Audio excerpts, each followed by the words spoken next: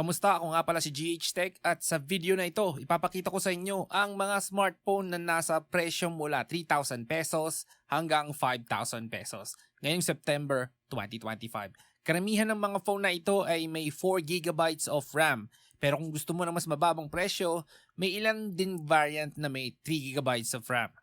Ngayon, unahin natin ang Samsung Galaxy A06 128GB na may presyo na 3,900 pesos. Isa itong entry-level smartphone na may decent na build quality at maayos na software support mula sa Samsung. At sulit na rin dahil sa malaking storage capacity na 128GB. Kung gusto mo na mas mababang presyo, piliin mo yung 64GB. Pero as of now, wala nang stock ng 64GB. So, ikaw bahala. Out of all of the phone na papakita ko sa'yo, ito ang gusto ko kasi entry-level lang naman.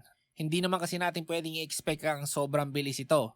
So, binabase ko ang desisyon ko sa pag-recommend nito sa build quality at software support. Kasunod ay ang Poco C71 na mabibili sa halagang 4,299 pesos.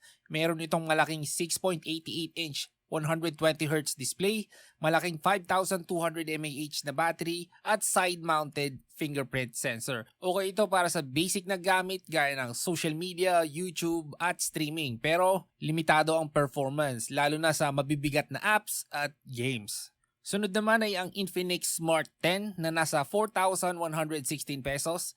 Bagong release lang ito nitong June 2025 at kahit tumaas ang presyo, isa pa rin itong abot kayang option. Sakto ito para sa naghahanap ng simple at bagong model na phone para sa tawag, messaging, light apps at a little bit of gaming. Pero hindi ito para sa mabibigat na gaming. Meron din tayong Oppo A3X na nasa 4,000 pesos. Ang phone na ito ay may magandang processor para sa presyo niya. Kaya nitong mag-handle ng mga emulator tulad ng PS2 at kaya rin ng mga popular games tulad ng Genshin Impact. Not recommended na maglaro ka ng Genshin Impact dito pero it can play Genshin Impact. At sasabihin ko lang na most ng phone dito is usually not for gaming but you can use this para sa Mobile Legends at yung mga games na hindi naman kailangan masyado ng malakas na integrated graphics. Okay, pagpatuloy natin, isama din natin ang Redmi A5 na may presyo na 4,100 pesos. Medyo nag-iiba ang presyo nito. Kilala ito sa mahabang battery life at smooth na 120Hz na display. Bagay sa mga naghahanap ng simple pero functional na phone para sa calls, social media at light gaming. Limitado nga lang ang performance sa multitasking at mabibigat na laro. Nariyan din ang Vivo Y04 sa halagang 5,700 pesos. Decent ang build quality nito at IP64 dust at water protection. Meron itong 6.74-inch 90Hz display at malaking 5,500 mAh na battery. Kaya sulit para sa mga gumagamit ng phone pang araw-araw. At panghuli, TechnoSpark Go 2 nasa 5,400 pesos. Dito hindi ako masyadong kumpiyansa o familiar sa brand na ito at medyo mahal pa.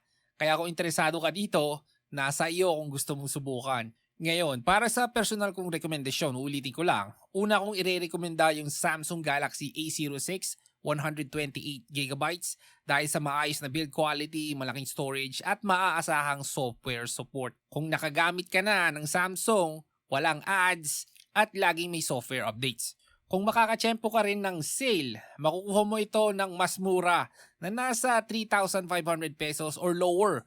Maganda rin ang performance nito sa gaming katulad ng Mobile Legends at everyday apps. At uulitin ko lang, pagdating sa gaming, lahat ng phone dito ay hindi ganong kagaling para sa gaming.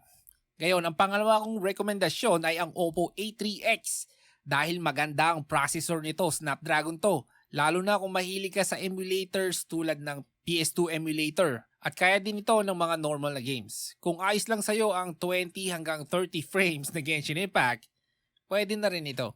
Sa huli, masasabi ko na kahit alin sa mga phone dito ay maayos na gamitin para sa basic needs. Kung gusto mo ng specific brand, piliin mo yung mas komportable ka at sa tingin mo ay mas bagay sa iyo. So ayan po, sana po supportahan niyo po ang channel, like, subscribe at kung may feedback kayo, itype nyo lang sa comment section. Salamat sa oras nyo, ito ulit si GH Tech, hanggang sa muli.